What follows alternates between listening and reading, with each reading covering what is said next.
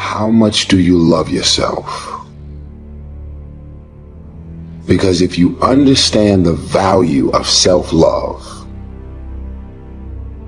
you'll never be friends with those type of people. Most of the people out here are running around empty. They have no sense of self, no sense of self-love. When I say self-love, it has nothing to do with celebrity, money, materialistic things, and all of the things that your negative mind could probably go to. It has nothing to do with self-love, it has nothing to do with looks, nothing to do with cars and any of the superficial things that one would assume that could make you love yourself even more. It's a matter of knowing your value. It's a matter of you saying, I don't have to be around these people in these type of environments and situations in order for me to finally see the value in myself. I love me independent of you loving me. I believe in me. I know my self-worth. I am here and I have a purpose. There is no value in having wisdom, knowledge, insight, spirituality, love. Every day, I am a work in progress.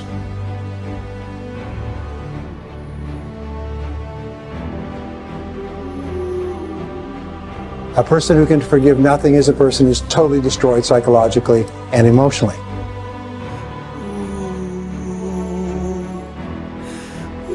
Forgive your parents. Forgive any relationship that you ever had that didn't work out. Forgive everyone else in your life that has ever hurt you in any way. Forgive yourself.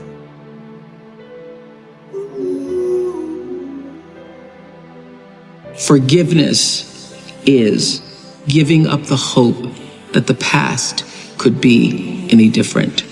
I think for myself, and I know many of you, you think forgiving means accepting what has happened to you. Well, it is accepting that it has happened to you. Not accepting that it was okay for it to happen.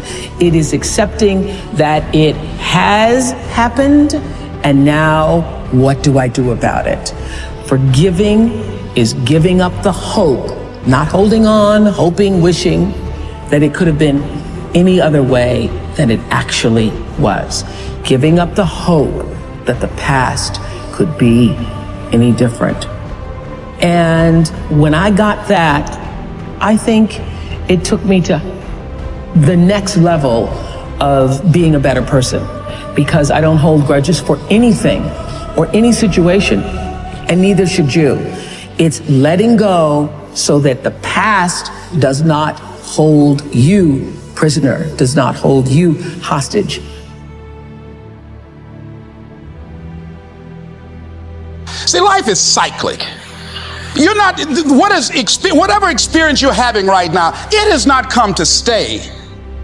It has come to pass. Not to stay, just to pass. It's just going through. The biggest challenge is to know what's happening. This is a part of this thing we call life. This too shall pass. And maintaining perspective, putting it in perspective. You have to be willing to break from the past to have the future you so desperately desire.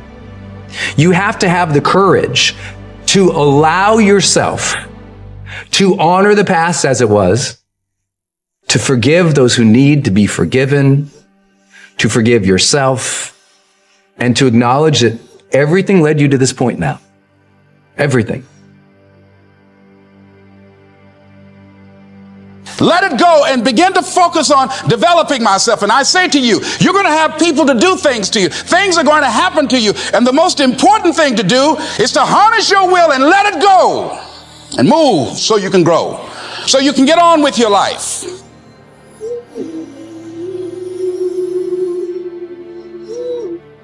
It doesn't matter about what happens to you. What matters is, what are you going to do about it? What are you going to do now, Les?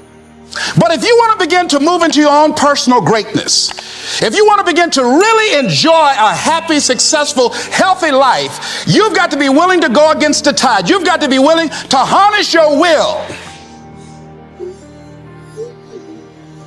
So as you're in the process of reinventing your life, write a description of the kind of person that you want to be.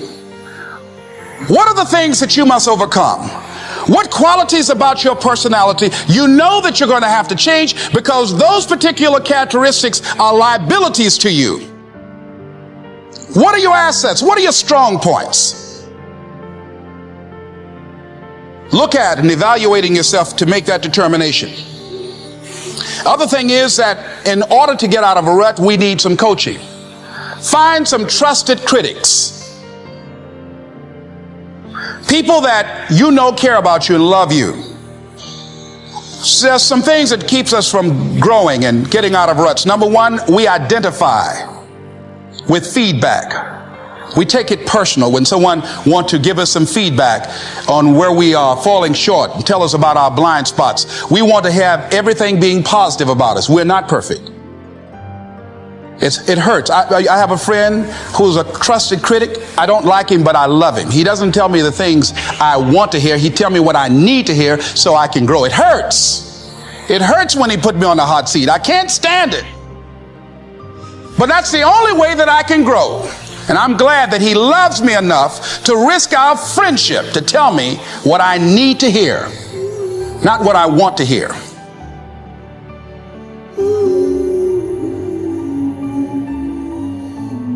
High performers are not dissatisfied strivers. They're not. They're happy. High performers are happier than their peers. We all believe that to get the top, it's gonna be lonely at the top, and we all believe you have to grind and kill yourself to get there. Yeah. And that's completely wrong, and the data proves it worldwide, which is, I think, just overcoming a lot of people's biases about how you work today, because right now, especially today, like, you know, grind on social media is so popular. Or hustle. Or hustle. And by the way, none of the top 15% of high performers worldwide identify with those words. They literally don't. We asked them, we did a whole keyword analysis. Yep. This was actually pretty cool. And high performers explicitly say, these are the three driving feelings. If we said there was a high performance state, it's driven from these three things. Number one, full engagement. Yes. Number two, joy. Yes. And number three, confidence. Yes. That's what they relate with, okay? That's where it's coming from. It's a joyous journey, not a dissatisfied one. And I had this conversation in the book because I kind of maybe frame it this way. Each of these chapters opens with a vignette of somebody I worked with or a situation that I was in that demonstrated high performance. In this particular situation, I'm walking on a stage, thousands of people, after a very famous musician was out there and was telling the audience that that person's secret to success, remember, thousands of people, yes, their secret to that person, their whole speech, their secret to success was never settle. Never settle. Nothing is enough. Never settle. And never be satisfied. Never be satisfied. Always demand more. And I'm like, oh, my second slide, which was going to be on Jumbotrons in like 80-point text, was strive satisfied. And I'm like, oh, I'm going to have to dispel this for all these thousands of people. I was totally freaked out. Yeah. But what I had to explain to people was not only the data, but it's this. If you're never satisfied, I mean, what is it true that life is precious? If it's true that life is precious and you could be gone tomorrow, do you really want to think, you know what, I just never felt fulfilled? I never allowed myself to have a moment of credit. I never allowed myself to have a moment of peace. I never allowed myself to look at that and say, good job. That's not the way to live life. Right. I think just at a spiritual level, it's a bad move. And this book doesn't really go into a lot of that. It's more about the science and the heart stuff. Mm-hmm. But I think it's really important that people realize your job is to strive satisfied. And if you strive satisfied more often, you will be more of a high performer. And if you never give yourself credit, you're always beating up on yourself, you're always thinking that's not perfect enough, then what's gonna happen? Dissatisfied people burn out and they quit more often than satisfied strivers. So take joy in the moment, engage with what you're doing, allow credit and satisfaction and joy to come in. You can always be improving. Of course. But be improving joyfully. Yes. And if you're improving joyfully, then you're learning, you feel curious, you feel engaged, the joy is there, you'll get more confident because you're like, I'm gonna learn through this anyway, this is gonna be great. Because this thing is all over social media right now, like, grind, work, whatever. And I'm like, it's popular, and I see why that happens, and I see why it's catchy. It's just not scientifically valid.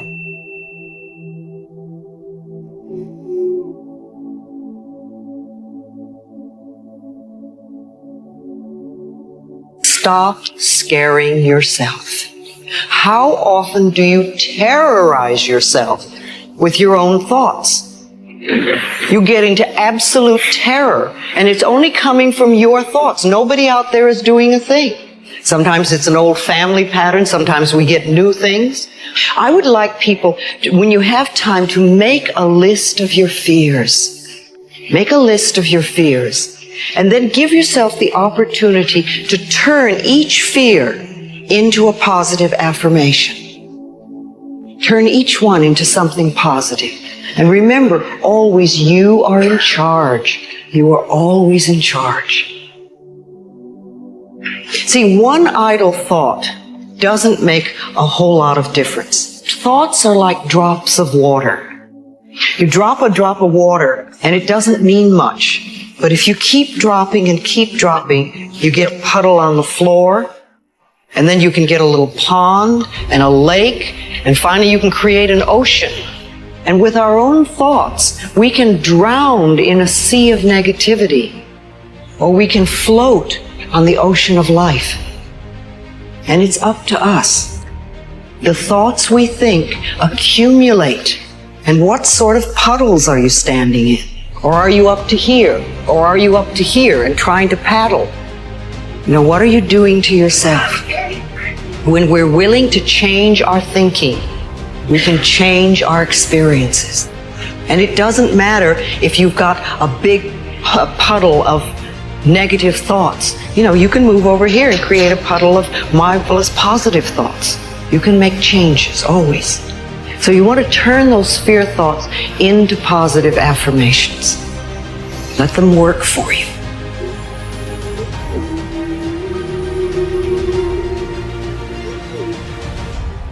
When we think we are unworthy, it means that for some reason we believe that we have to prove we have a right to our space on the planet, in life, as we are, being who we are. And that means that we will do all manner of wonderfulness to prove we deserve to be here. And usually, some of the common things are we overcommit, overgive, we overdo, we over excuse, we overcompensate, and we stay in difficult, desperate, hurtful, harmful situations much longer than it is wise or productive to do so. Worth. What it is that you expect from the world in response to who you are is very different from value. Self-value means how you hold yourself within yourself and what you expect as a result. Now, in order to get to the worth, if you're not holding yourself within yourself as worthy, then what you expect from the world is surely gonna hurt you. This is what you're going to do. You are literally going to dump out everything that's in your head onto this piece of paper. Every concern, every worry, every to-do, everything that's bothering you, that you're thinking about. For some people especially, they're just experiencing way too much pressure. And that pressure, a lot of times, it's just an imbalance in perspective. And discipline is a matter of the imposition of order, and the order is necessary, especially for people who are hopeless and nihilistic. Your work is going to fill a large part of your life. And the only way to be truly satisfied is to do what you believe is great work. Most people do it for survival. We need to feed our families, we need to survive, it's our career, okay, we have to do it. But to wake up with, my feet and my fingers tingling and say, wow, I have this to do, I have that to do today. And it's an amazing feeling, and I don't take it for granted. You're going to have a hard time thinking about all the options, and you're going to be really attached emotionally. So a lot of us know that. I can get over here, But over here, man, this is much better because I gotta go through this journey that is not fun. This from 20 to 100%, this shit in between is not fun. Discomfort is your friend. It really is. Like discomfort and not being happy and content with certain situations in life or certain feelings in life. They're massive motivators, and they're amazing at facilitating change. Everything else is secondary. Were the words, stay hungry, stay foolish. It was their farewell message as they signed off. Stay hungry, stay foolish. And I have always wished that for myself. Well, it is scary. I will always say that, especially business, because it's a very scary place to be in. It changes, it goes ups and downs, it has so many ups and downs. To be successful, you have to be able to walk away from a deal. You have to. If you want it bad enough, then people are going to give it to you at patterns, If you think it sucks when it's bad, you have losing pessimistic DNA. And if you think it's awesome and phenomenal, you have optimistic winning DNA. And I believe that to be true. And so, that's where we're at. That's why people gotta understand what is in us. We have no idea until we start trying hard. Is it as enjoyable as it can be? And we all know that there's a spectrum for that enjoyability. Like we've all had times in our life where it's not been so great. And then times in our life where everything came together, like, what a fucking great day, woo! Like, make more of those. And the discipline part, you don't hear a lot about. That's the things people do when nobody else sees. That's when you win.